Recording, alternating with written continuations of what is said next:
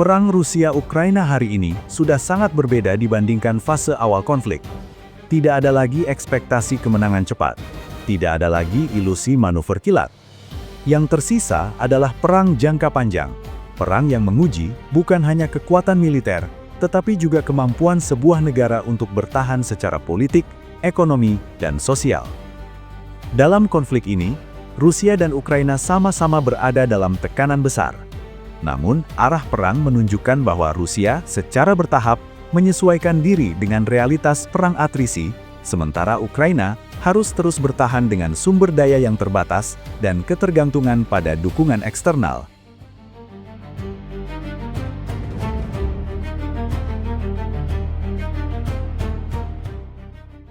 Jika kita melihat peta perang hari ini, garis depan memang terlihat relatif stabil.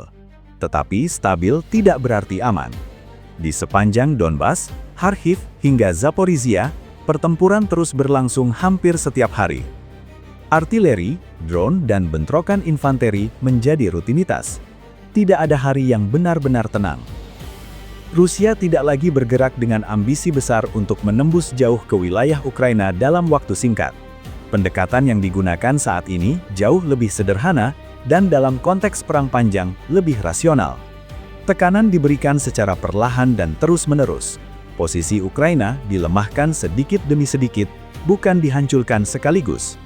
Ini bukan strategi yang cepat, tetapi strategi yang mengandalkan konsistensi.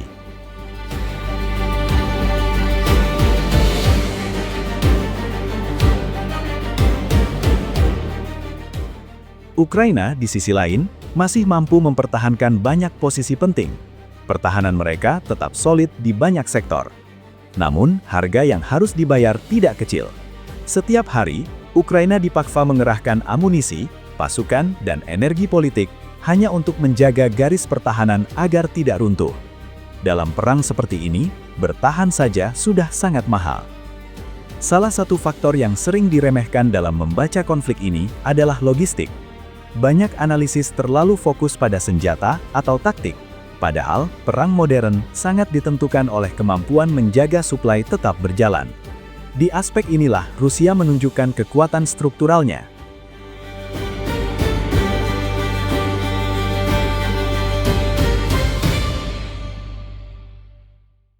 Rusia memiliki jaringan rel kereta api yang luas dan terintegrasi dengan sistem militernya. Produksi amunisi dalam negeri masih berjalan. Depo logistik besar ditempatkan di belakang garis depan dengan perlindungan berlapis. Serangan drone Ukraina memang berhasil mengganggu beberapa fasilitas penting di wilayah Rusia, tetapi sejauh ini dampaknya lebih bersifat lokal, bukan sistemik. Selama artileri Rusia masih mampu menembak dalam volume besar dan pasukan di garis depan masih menerima suplai secara rutin, Rusia bisa mempertahankan tekanan. Dalam perang atrisi, ini adalah keunggulan yang tidak bisa diabaikan. Logistik yang cukup stabil memungkinkan perang berlanjut, bahkan ketika biaya manusia dan ekonomi sangat tinggi.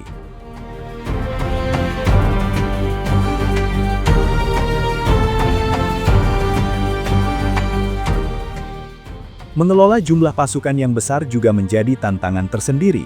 Rusia mengatasi hal ini dengan struktur komando yang terpusat dan relatif sederhana. Keputusan strategis diambil di tingkat atas dan diterjemahkan ke komando lapangan tanpa terlalu banyak lapisan birokrasi. Unit-unit dapat digeser dari satu sektor ke sektor lain sesuai kebutuhan.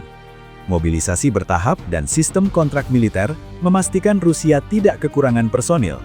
Kualitas pasukan memang bervariasi, dan ini bukan rahasia. Namun, dalam perang jangka panjang, stabilitas jumlah seringkali lebih penting daripada kualitas individual yang tinggi. Rusia tampaknya memahami realitas ini dengan cukup baik.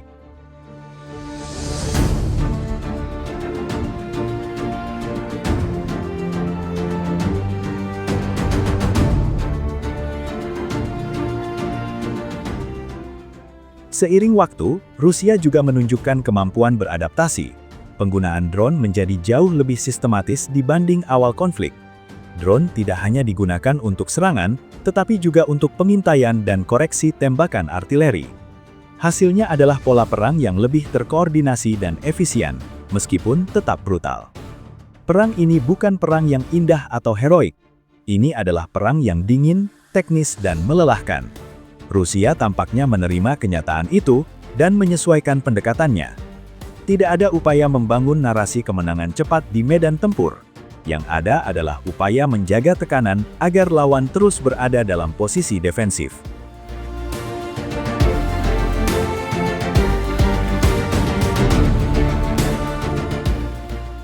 Di sisi lain, Ukraina masih mendapat dukungan besar dari Barat. Negara-negara NATO dan Uni Eropa terus mengirim bantuan militer, intelijen, dan dukungan ekonomi. Bantuan ini sangat penting bagi kemampuan Ukraina untuk bertahan. Tanpanya, situasi di garis depan kemungkinan akan jauh lebih sulit. Namun, dukungan Barat juga menghadapi keterbatasan. Anggaran, politik domestik, dan kelelahan publik menjadi faktor yang tidak bisa diabaikan. Ini tidak berarti dukungan akan berhenti dalam waktu dekat, tetapi menunjukkan bahwa perang jangka panjang selalu menguji bukan hanya pihak yang bertempur, tetapi juga para pendukungnya.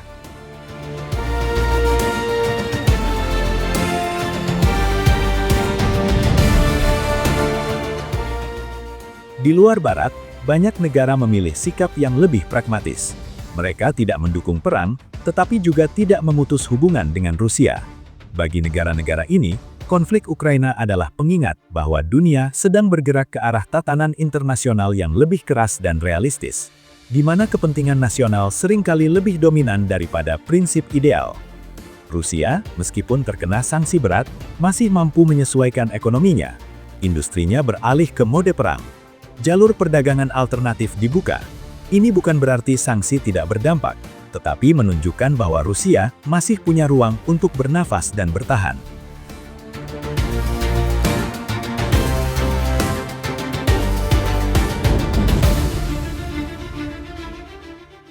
Pada akhirnya, perang Rusia-Ukraina saat ini bukan tentang siapa yang menang cepat. Ini tentang siapa yang mampu bertahan lebih lama dengan kerugian yang masih bisa diterima. Rusia menunjukkan bahwa mereka siap menjalani perang jangka panjang dengan pendekatan yang keras, tidak sempurna, tetapi konsisten. Ini bukan pujian mutlak dan bukan pula pembenaran moral. Ini adalah pembacaan strategis. Dalam perang modern, ketahanan seringkali lebih menentukan daripada keunggulan sesaat. Dan perang ini, lebih dari apapun, adalah perang tentang ketahanan. Seberapa lama perang ini akan berlangsung, tidak ada yang benar-benar tahu.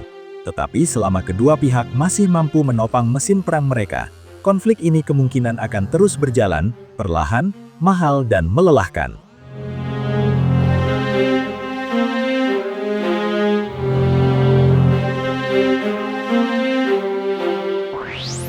Video ini dibuat untuk tujuan edukasi dan analisis semata. Kami tidak berpihak pada pihak manapun, tidak mempromosikan kekerasan, dan tidak mendukung perang dalam bentuk apapun. Seluruh informasi yang kami sajikan berasal dari laporan terbuka dan analisis geopolitik yang tersedia untuk publik. Tujuan kami adalah memberikan pemahaman yang seimbang mengenai situasi global agar masyarakat dapat melihat berbagai isu dengan lebih bijak. Kami percaya bahwa perdamaian, dialog, dan diplomasi merupakan jalan terbaik untuk menyelesaikan setiap konflik.